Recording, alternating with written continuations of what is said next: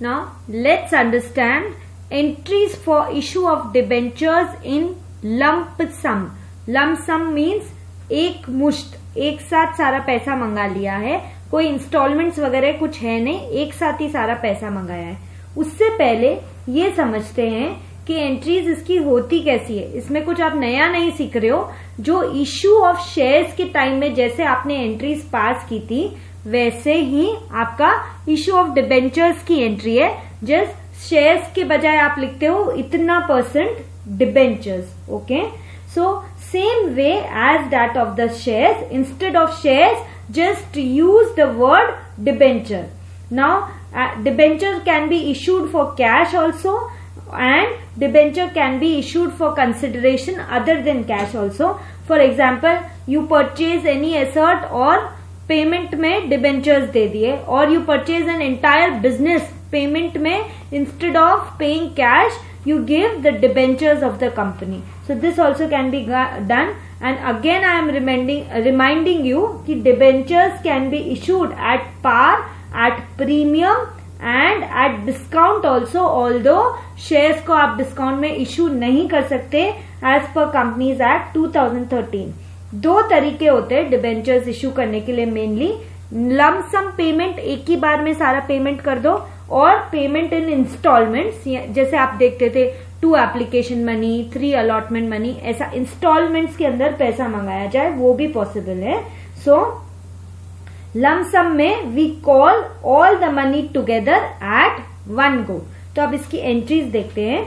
उस एंट्रीज करते वक्त ध्यान रखो कि एप्लीकेशन मनी जैसे आता था तो शेयर के टाइम क्या एंट्री करते थे। Okay, so on receipt of application money, अभी पैसा अंदर आया, सो रिसिप्ट के टाइम एंट्री आप क्या करते थे?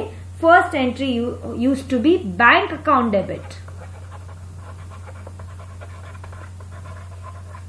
यहां पर बैंक अकाउंट डेबिट। अब डिबेंचर्स है तो इक्विटी शेयर एप्लीकेशन नहीं, और debenture application.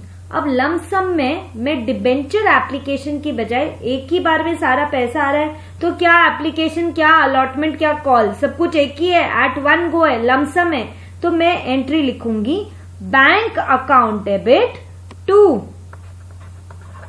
Debenture application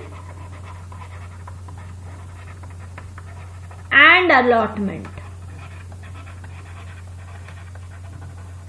account. वो अच्छे से समझाता है कि सारा पैसा एप्लीकेशन और अलॉटमेंट का एक ही साथ आ गया था। So being amount received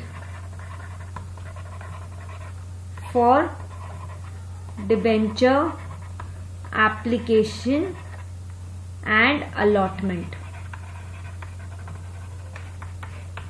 amount क्या लिखोगे? चाहे ओवर सब्सक्रिप्शन हो चाहे अंडर सब्सक्रिप्शन हो, कोई मतलब नहीं, जो अमाउंट टोटल रिसीव हुआ है वो सारा का सारा अमाउंट यहां पर आ जाएगा एक ही बार में। अच्छा, एक और चीज है कि आप यदि मान लो ओवर सब्सक्रिप्शन है, शेयर्स के केस में ओवर सब्सक्रिप्शन होता था एप्लीकेशन के टाइम, तो उसको अलॉटमेंट में एडजस्ट करते थे प्रो रेटा बेसिस पर। अब डिबेंचर्स के केस के अंदर यदि हम लमसम पेमेंट एक ही साथ मंगा रहे हैं, मीन्स 100 रुपीज यदि फेस वैल्यू था तो पूरा 100 रुपीज एक ही साथ मंगा लिया एप्लीकेशन के टाइम ही, तो आगे एडजस्ट करने का स्कोप ही खत्म हो गया। तो उसके लिए लमसम में कोई प्रो रेटा एडजस्टमेंट होता नहीं है, तो जितना भी मनी एक्सेस आ गया है वो सारा का सारा रिफंड कर दो। Okay, so first entry was on receipt of application money, bank account debit to debenture application and allotment. मैंने इसलिए लिख दिया कि एक ही साथ दिख रहा है कि सारा मनी साथ में आ गया, application and allotment. Okay, now allotment of debentures premium and refund adjusted. मान लो कोई डिबेंचर्स प्रीमियम पे इशू हुए तो उसका एडजस्ट कैसे करेंगे? एक्सेस मनी आ गया है तो रिफंड का एडजस्टमेंट कैसे करेंगे, और बेसिक अलॉटमेंट ऑफ डिबेंचर्स की एंट्री कैसे करेंगे, सबको मैं एक ही एंट्री के अंदर आपको समझाती हूं। डिबेंचर एप्लीकेशन एंड जिसको क्रेडिट किया था उसी को डेबिट करो, डिबेंचर एप्लीकेशन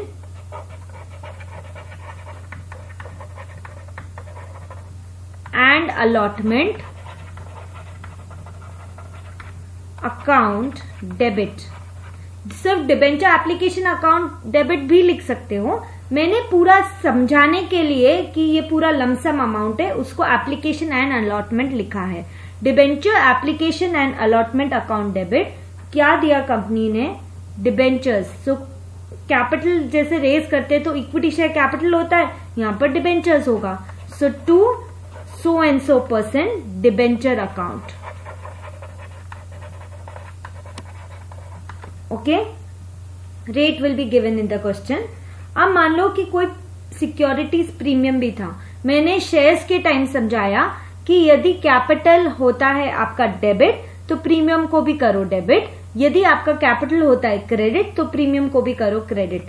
अभी डिबेंचर हमारा वो ही काम कर रहा है जो कैपिटल, तो मैंने डिबेंचर को किया है क्रेडिट। मान लो कोई सिक्योरिटीज प्रीमियम भी है, मान लो 100 रुपीज का डिबेंचर 120 रुपीज में इशू किया।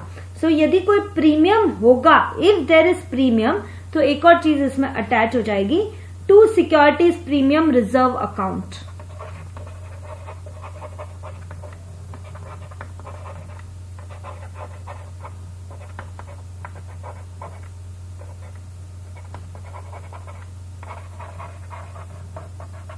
To securities premium reserve account if premium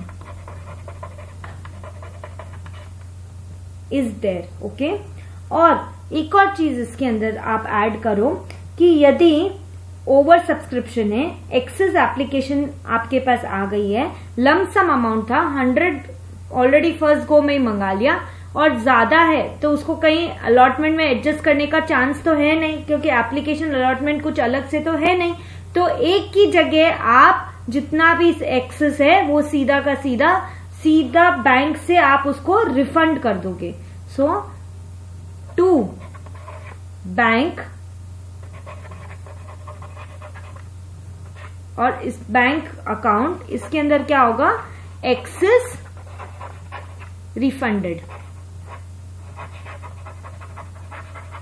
if any. यदि कोई एक्सेस आ गया तो उसको सीधा बैंक से रिफंड कर दो। So these were the entries for issue of debentures in lump sum. Bank account debit to debenture application and allotment account, debenture application and allotment account debit to percentage debenture, ये capital जैसा है। यदि premium है तो to securities premium reserve account, और यदि excess amount receive हो गया तो उसको वापस रीपे कर दो। So to bank account excess refunded if any.